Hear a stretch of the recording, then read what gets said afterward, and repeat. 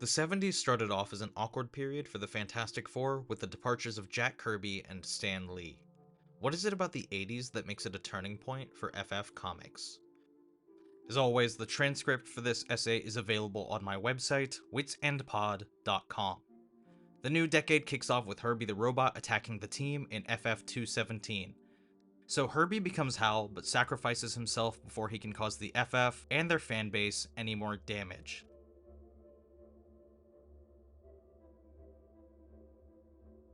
No one ever talks about the Bill Sienkiewicz era of FF. It's probably because he's associated with weirder, more ancillary characters like Moon Knight or New Mutants than he is with flagship ones. Even then, his style during FF isn't what people associate with him. Sienkiewicz has teamed up with his Moon Knight writer/collaborator Doug Moench for his time on FF. So the early 80s gets a pretty consistent creative team with these two from number 219 to 231 with some random gaps. John Byrne writes and draws number 220, which retells the FF's origin for a new generation. It's a solid first issue for new FF readers. Byrne's off doing Captain America and some other projects during this time, so I'll get to him later. Some would say this is a stumbling period before the meat of the 80s, but it's a nice breather. It's a solid collaboration that focuses on the day-to-day of the FF rather than forcing massive intergalactic events. It feels more coherent than a lot of the 70s, where it felt like too many people were steering the ship. Outside of Keith Pollard, Sienkiewicz would be my favorite Mr. Fantastic artist so far. He finds creative ways to use Reed's powers, and Sue starts using constructs. These stories might not be the most notable in terms of the writing, but they were starting to mature the FF a little, focusing on the internal dynamics of the team. Moench didn't use pre-established villains as a crutch either. Both creators tried to bring something new to the world. If I were to choose a run to do, like, that would not be my idea of the run to think of. You know, I mean, I would have loved to have been able to deal with some of the actual real we I feel like, you know what it was? It was almost like my artistic run on that was a play. I felt like our work was we were a placeholder until John came on. I'm going to break away and do a mini Bill Sienkiewicz essay in the middle of this FF1. These early stories are where Sienkiewicz starts experimenting towards the style he's known for. He starts off doing more of a house style in FF and Moon Knight, which evolves into the painted mixed media style he would use for New Mutants and later Elektra Assassin. The process itself from these FF issues to that mixed media style wasn't that long.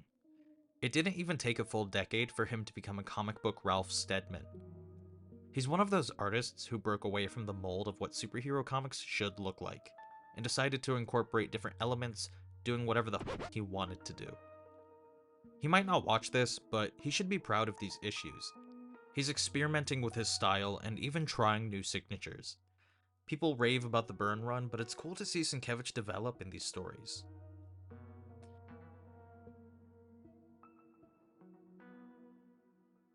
I'm John Byrne, boy genius. John Byrne takes over from FF 232 to 295, leaving after half a decade of stories. Byrne is part of that generation of comic book fans who became creators. My first Marvel was Fantastic Four #5. And then all the rest of the stuff. I missed Amazing Fantasy 15, but I did buy Spider-Man #1, X-Men #1, Avengers #1. The title of number 232 is called Back to Basics, and boy, that's exactly what Byrne did. He also goes by Bjorn Hein in this issue. His run is a classic because it wasn't as clunky as the 70s, which had multiple people fighting to steer the ship like I said. It took what worked from the 60s and fleshed things out from there. Byrne starts his run like it's the first FF run ever. It starts off slow and focuses on introducing people to the characters rather than going for a big and loud approach. The first issue introduces the team and has them go up against Diablo's elementals. The issue right after that is a Human Torch crime drama, investigating a high school bully's innocence in a murder. Johnny interrogates a thug by burning off all the hair on one side of the dude's face. It ends with him taking down some Maja gangsters. Marvel couldn't say Mafia, so they changed it to Maja. During this run, Byrne starts inking himself. Early on it looks a little rushed and scratchy, but it starts looking smoother as the stories progress. Johnny gets quite a bit of coverage in Byrne's run, especially early on. A lot of the common threads are Johnny showing why he's considered a hero, and it's not because of his powers. He's dealing with the end of his relationship with Crystal, but meets a new love interest through Frankie Ray, who ends up having fire-themed powers herself and becomes a herald of Galactus. Frankie is fascinating because she's directly connected to Phineas Horton, the creator of the original Human Torch. She got her powers from an accident through some comic book bull, and now can burst into flame and fly. Horton wiped her memories and hypnotized her so she would be afraid of fire. The second she remembers she has powers, she becomes pretty ecstatic. So Ray, who is kind of a throwaway character for Johnny to date, is given some relevance in the Marvel Universe. Some great Human Torch stories from this decade are 233, 238, and 285. Unless it was the issues he did in the 70s, Byrne doesn't acknowledge the 70s stories and acts like they never existed, aside from bringing back Terrax, who he co-created. Mainstream comics do this as a gimmick, but in FF256, Byrne has the FF's costumes change colors after a trip to the negative zone. We get the appearance of the white and blue suits, which stick around for a while. I mentioned this in my 60s FF essay when I mentioned the scrapped story of Galactus becoming a good guy. The Galactus origin issue in Thor 169 shows that he's not evil, but more of a force of nature. Instead of going with Kirby's ideas, Marvel decided to keep Galactus as a villain. It isn't until the Byrne Era that Galactus leans into the sympathetic direction Kirby wanted to go in. There is a part that's kind of horrific. Frankie, now fully Nova, leads Galactus to the Skrull homeworld, and we get a pretty nightmarish scene of Galactus doing what he does best. Galactus has had a lot of appearances, but none of them show how bleak his existence is, like this story. Fantastic Four 257 is poetic and haunting, and Jim Starlin's version of death makes an appearance, as it's revealed that the Planet Eater is dying. The Galactus appearances by Byrne are some of the most impactful moments for the character so far. He's humanized and actually fears death. Now, I'm not really promoting Byrne as a person. He said some weird shit over the years, like his anti-immigration views, despite immigrating from England to Canada in his youth. I'm just talking about his work since it is a massive milestone in the history of the Fantastic Four. For the 60s and most of the 70s, Marvel was still trying to capture that Kirby energy. Early George Perez still hadn't hit his stride yet, and Starlin was leaning into fully psychedelic cosmic themes. Byrne, with the amount of books he was putting out, became the look of Marvel Comics in the 80s.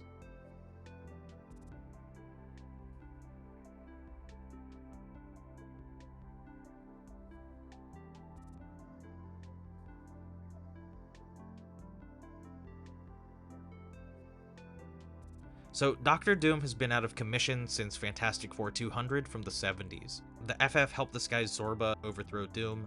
So, Doom and Reed have their fight, Reed rips off Doom's mask, and Victor sees a bunch of reflections of his face, which, I don't know, it breaks his mind.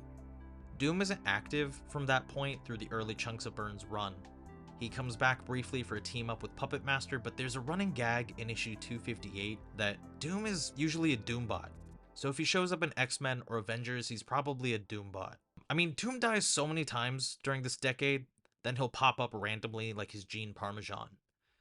Byrne doesn't really reference the 70s at all outside of his character Terrax, but eventually references Zorba when Doom comes back to Latveria and tosses Zorba out a window.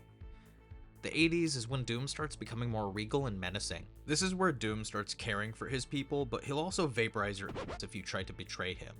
He also takes in a kid named Christoph Werner, whose mom was killed when Victor was retaking his home. It starts getting twisted when Doom reveals that he's prepping Christoph to replace him, like brainwashing this kid into becoming the new Doom in case of Victor's death. There's a point where Doom brings back Terrax and gives him powers again. Galactus took away his herald's powers after Terrax betrayed him. Doom and Terrax fight, but Doom gets vaporized. He actually dies. It's revealed later that his mind took over some bystander's body, but the plan happened in that Christoph had Doom's memories implanted into his brain. So this kid actually thinks he's Doom. With a lot of these comics, they try to wrap everything up before a run or a decade ends. So for example, the FF get broken up after Secret Wars, but get back together by the end of the 80s. This doesn't really happen for Doom. He gets his body and memories back, but he doesn't even face off against Christoph again until the 90s.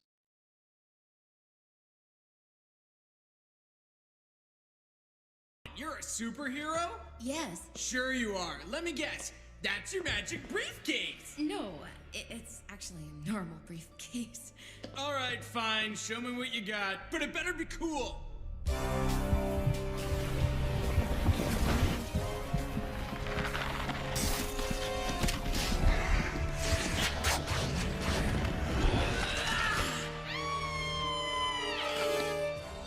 How's this? Hot stuff. She-Hulk made her debut in November 1979 in Savage She-Hulk #1. As the story goes, the character was created because Marvel wanted to own the rights in case a She-Hulk showed up in the Incredible Hulk TV show.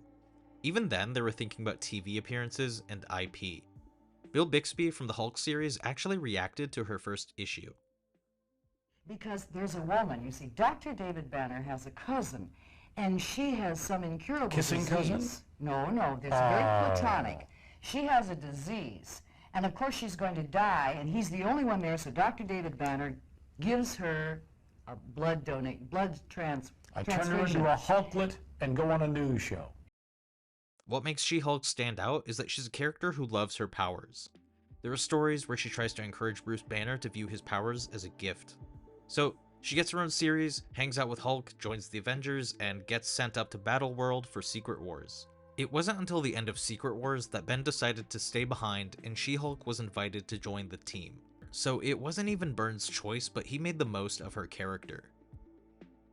Also, Secret Wars kinda sucks. I mean, I get the hype since it was the first big crossover Marvel did of that scale, but outside of that, especially now, it's not great. One of the biggest issues is that many of the characters don't remotely sound the same as they do in their main series.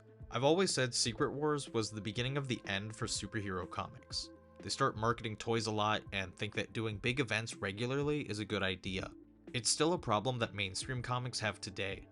This isn't to take away from anyone's enjoyment of it. I'm not the arbiter of what comics people should like, it's just a personal taste. As far as I'm concerned, 3 good things happen. Spider-Man gets his black suit, Doctor Doom becomes a god briefly, and She-Hulk joins the Fantastic Four. I haven't even read the second one, and the Hickman version feels more coherent than the original. She-Hulk first appeared in Fantastic Four in number 254 in a quick 2-page sequence where she threw some cat collar in the trash while hanging out with the Wasp. She doesn't actually join the team until issue 265. Byrne leaned into Jen's outgoing, heroic, take-no-shit attitude and kind of adopted her as one of his favorite characters. He wrote and drew her in her own series in the late 80s through the 90s after returning from DC. That's when she starts breaking the fourth wall. I won't cover it here since I'm focusing on the main FF series. Shulkie joining the team gives Byrne a chance to bring back another classic FF character with Wyatt Wingfoot. Wyatt's a cool character, seeing as he's one of the few characters from a minority background without some gimmick. Wyatt's from a Native American background and got a scholarship to play football at the same college Johnny Storm went to. The two became roommates and Wyatt just started hanging out with the FF. He's helped them out a lot, fought the Black Panther, and even became a love interest for She-Hulk during Byrne's FF run. Number 269, 270, and 275 are must-read stories with She-Hulk and Wingfoot. Their relationship continues in Byrne's She-Hulk series too. Jen is such a fun character during this era in FF and the Byrne series. She's a perfect foil for Ben. Having someone who embraces her powers taking over for someone who often wishes he was normal again. She-Hulk feels like a natural inclusion. You guys aren't superheroes. You're a family. I can't take Ben's place, and besides, it doesn't seem like he needs replacing. What? Oh, come on. Stay, please. You could replace Sue. Johnny, I'm standing right here. We'll talk later.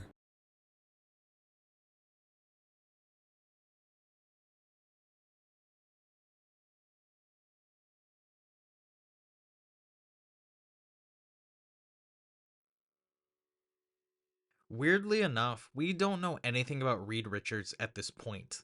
Johnny and Sue's family is revealed in the 60s, along with some random cousins who made a single appearance. Ben has been heavily developed during his inception. Most superhero characters by this point, for the most part, have had some kind of an origin, and Reed is just there. It isn't until the late 80s that readers are introduced to another member of the Richards family tree through Reed's father, Nathaniel Richards.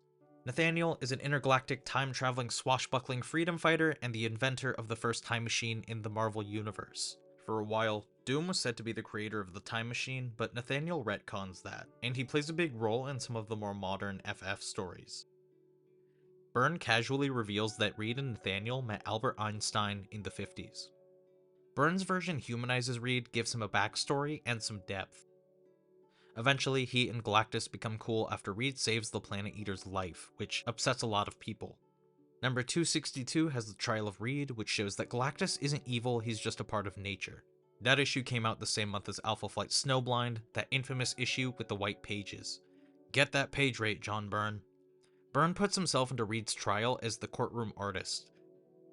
Reed and Sue decide to leave New York and move to the suburbs to raise Franklin incognito.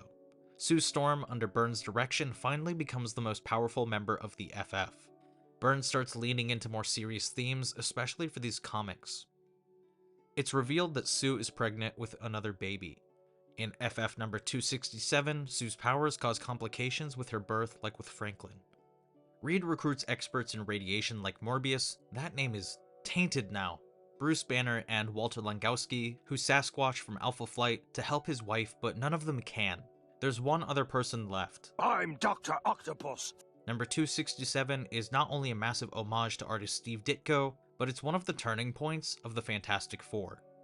Even though Reed rounded all these big brains up, Sue has a miscarriage.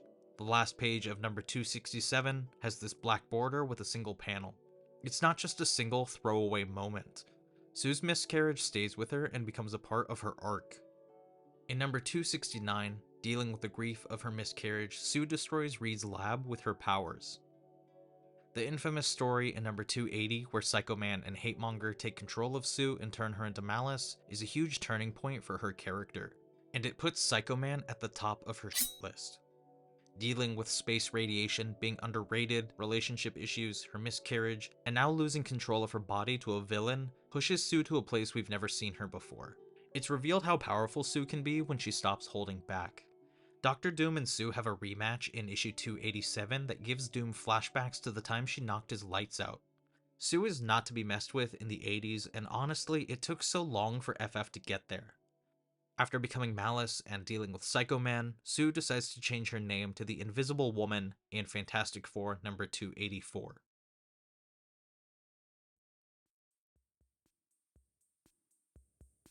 Ben has it kinda rough during this decade.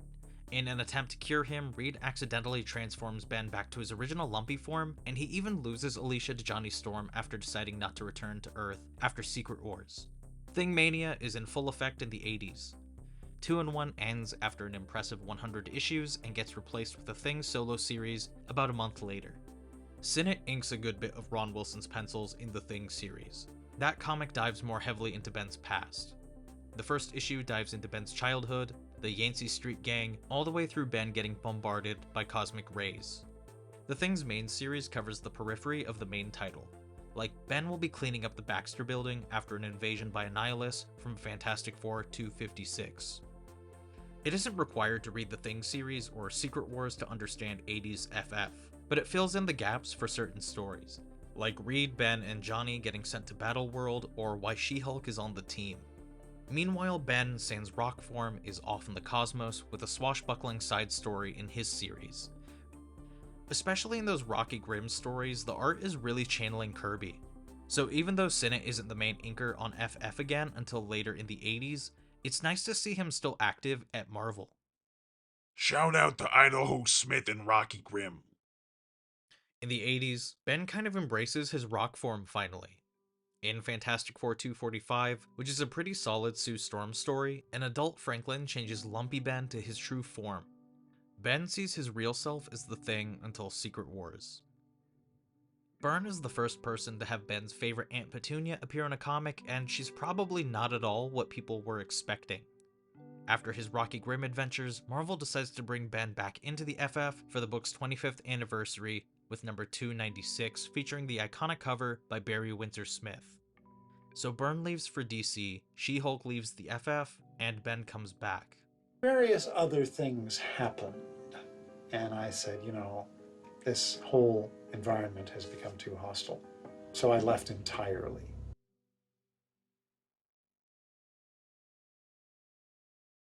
For a bit, the post-Byrne era feels like an abridged version of the 70s. Another awkward phase of stories told for the sake of hitting deadlines. Nothing too inventive. John Buscema returns to pencil the book, and is now inked by his brother Sal. It's cool seeing Buscema draw the book without having to make it look like Kirby. Sal Buscema's inks give the book a scratchy look. These stories would look pretty solid in black and white. Not much happens during this era except Ben having to witness Johnny and Alicia getting married in FF 300. Thingmania continues as Sue and Reed get out of the superhero game to raise Franklin. So the end of the 80s has Ben leading his own FF team consisting of Johnny, Crystal, and Sharon Ventura, aka Miss Marvel. It serves the story because it gives Ben a chance to stop fuming about Johnny and Alicia. The two greats Keith Pollard and Joe Sinnott return as penciler and inker, with Steve Englehart taking over as scribe for the rest of the decade. Rich Buckler pencils FF for the very end of the decade too. I mean, the FF have got the entire universe in their book with the Black Panther and the Inhumans, and, you know, I mean, they've got all this stuff. I mean, you could play in the FF playground forever if you can play with it. Pollard comes back after almost a decade and does the Spiky Thing era. Sharon is cool because she's a wrestler turned superhero who has the hots for the Thing. While Miss Marvel and Ben are chasing after a forgettable villain in space, they get bombarded by cosmic rays, changing them both. Ben gets spiky, and Miss Marvel becomes She-Thing. While Johnny and Alicia are married, Sharon becomes Ben's new love interest.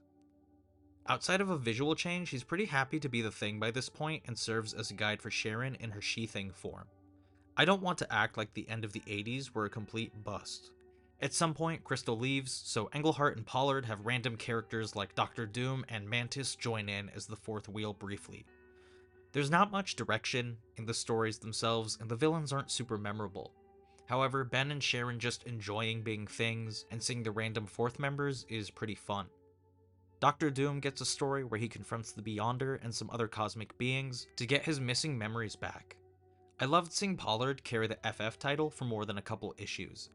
Even then, his artwork in the 70s was a highlight, especially with the Pablo Marcos inks. You can't go wrong with Pollard and Sinnott together. They deliver solid work, regardless of the stories themselves. In issue number 326, someone named John Harkness takes over. It's just Englehart, by the way. But the writing gets worse and feels like someone else wrote these stories. Englehart has talked about having a hard time working on FF during his run, and how he faced editorial interference. The end of the decade isn't super remarkable in terms of events. Reed and Sue return to the FF after a crazy brief stint in the Avengers, some of which was written by future FF writer-artist Walter Simonson. The last big arc of the decade is just a bunch of dream sequences with a forgettable villain named Aaron the Watcher. By the end of the 80s, the FF are back together, plus Sharon. It's just a really clunky way of returning to the status quo. While Simonson's era starts in 1989, FF 333 is where I'll end this. Although there is a nice Simonson pinup of Classic Thing puffing a cigar at the end of that issue.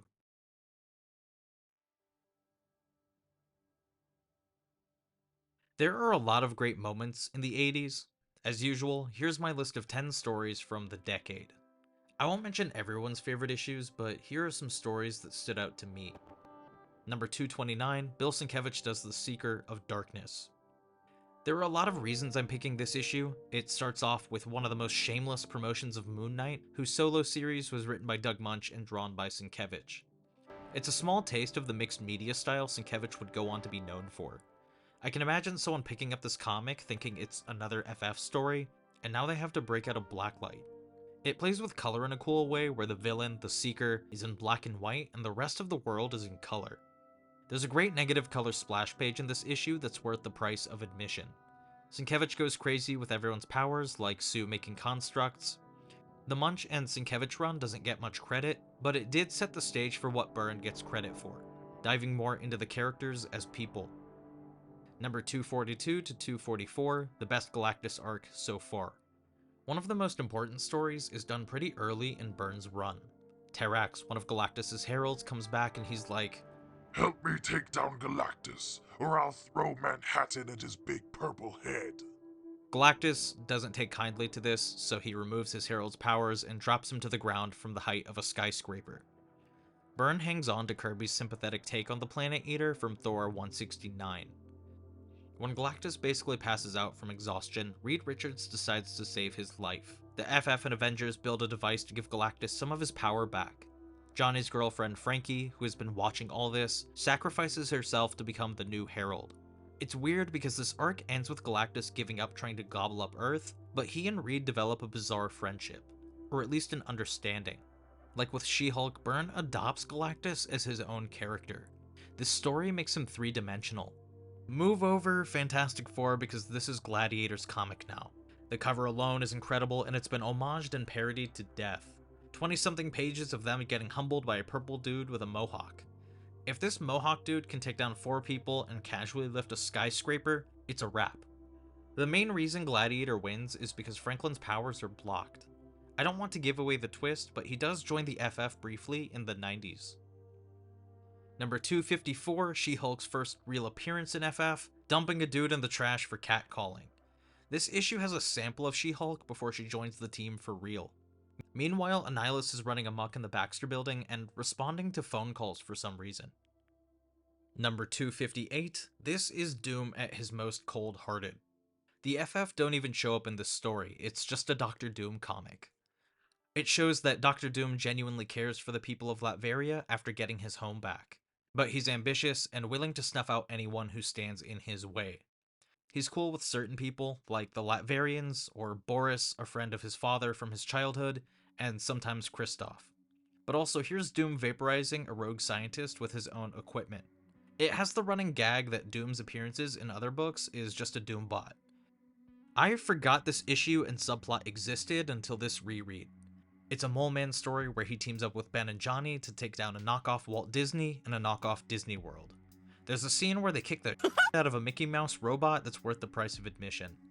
Mole Man actually reforms and becomes friends with Ben. There are points when the FF argue, and Ben will go hang out with Mole Man underground like in FF 296. Ben also starts calling Mole Man Molly. This weird bromance lasts until the end of the decade when Mole Man gets betrayed by a clone of Ben and becomes evil again. Probably editorial interference. Number 273, it's revealed that Nathaniel Richards is the original creator of Marvel's first time machine. It connects to FF number 19, where a guy from the future finds plans from a certain ancestor and decides to build his own time machine in the shape of a sphinx to become Rama Tut. Number 271 to 273 is Reed's origin arc. This arc also connects the early FF to the Atlas Monster comics, but 273 is a must-read since it's Reed interacting with his father. Number 284, after everything Sue has been through, this was the tipping point. She confronts Psycho Man, who took control of her and turned her into Malice. She gets revenge on Psycho Man, using his own weapon against him. This is Sue at her most intimidating. Byrne doesn't actually show what Sue does because comics code. There's a cool throwback to Fantastic Four number 16, which has the first appearance of the Micro World. At the end of the issue, we get Sue officially changing her name to Invisible Woman. Number 319, this beefy issue is a cosmic but human story. Probably the most compelling Beyonder story for me. I'm not too crazy about his character. Weirdly enough, even though he doesn't appear a lot, Molecule Man is one of the best written Fantastic Four villains. He's basically a god who wants to be a normal dude. It also gets into some cosmic seeing how a cosmic cube is made, and Doctor Doom confronting the Beyonder and some other cosmic beings for the memories he lost during Secret Wars. Also, Beyonder gets a redesign to look like another certain naked cosmic being from a well-known comic. Seeing as Watchmen by Alan Moore and Dave Gibbons came out about 2 years before this issue, they're definitely just doing Marvel's version of Dr. Manhattan and not even trying to hide it. Molecule Man ends up being part of the Cosmic Cube. Great issue for the Pollard and Sinnott art alone. Number 320, the 90s Hulk vs. Thing story with a deep cut. Spiky Thing faces off against Joe Fixit. It crosses over with Incredible Hulk number 350, but I'm mentioning it because it wraps up a loose end that's always bothered me. In Jack Kirby's Eternal series, Icarus fights a robot Hulk. Marvel forced Kirby to add Hulk because they wanted more people buying the book. Kirby didn't want to, so he has them fight a robot, but it vanishes in the sewers and is replaced by a new and better antagonist named Dromedon. The green robot shows up in FF 320 and gets destroyed in 350, wrapping up that loose end.